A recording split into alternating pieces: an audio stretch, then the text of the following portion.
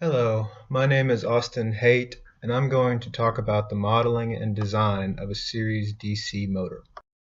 Now, first of all, let me explain what a DC motor is. A DC motor is a device that uses two opposing magnets to create a constant magnetic field. In between the two magnets is a coil or armature connected to a direct current power source. When a direct current is fed through the coil, it creates an electromagnetic force. This force acts opposite to the magnetic field, rotating the armature. As the armature spins, it creates a torque, and this torque is directly proportional to the voltage input. Now, these devices are very common, but they are small when they're using magnets. To enlarge the motor itself, most DC motors replace the permanent magnets for an electromagnetic field coil. And these devices have three main types: series, shunt, and compound. We're only going to be talking about the series motor, which is shown in the bottom right. The objective of this project was to model and design a specific series DC motor with a feedback controller design via root locus. For this presentation, the system model is shown below.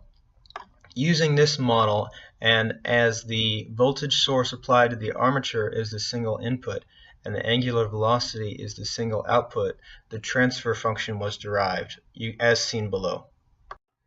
The system parameters chosen for this project were taken from a data sheet found online. The references are found at the end of this presentation. For this project, we used an equivalent K of 0.01, a resistance at the armature of 1.00, a resistance friction of 1.00, the armature inductance is 0.5, the moment of inertia is 0.01, the viscous friction is 0.1, and the back electromagnetic force is 0.01. The requirements that I chose for this control design are to have a settling time less than 1 second, a percent overshoot less than 5%, and a zero steady state error. Shown below is the MATLAB program that I used to set up the root locus for this system. At the beginning, you can see the input values from the slide from system parameters. After that, I designated the GS for the transfer function. The step function sets up the open loop function, while the SISO tool both describes the closed loop and sets up the root locus. From the root locus, we take the dampening factor and put it into the last three equations to set up the PD controller. From the MATLAB code previously, we get this open loop. This open loop shows a directly linear relationship between the time and the voltage that are provided to the system.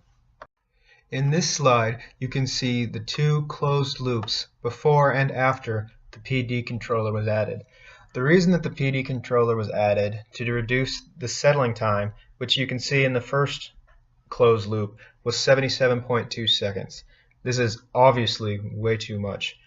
In the second picture, we can see that the settling time has been reduced to 0.857, which is below the system requirements that we set as 1 second. When the SISO tool from the previous MATLAB program was used, the root locus is shown on the figure below on the left. From this root locus, you can see that two of the poles are under the settling time requirements of 1 second. Therefore, we need to add a PD controller. On the right, the PD controller added a 0 at 4. This pushed up our poles to within the system requirements. In conclusion, we can see that the system requirements were met with a zero steady state error, a percent overshoot less than 0, and we found a settling time of 0.857, which is less than the limit set of 1 second. This system is viable as long as the PD controller is applied to the system. All the data and the information used for this project are found in the websites found below. Thank you for watching this video.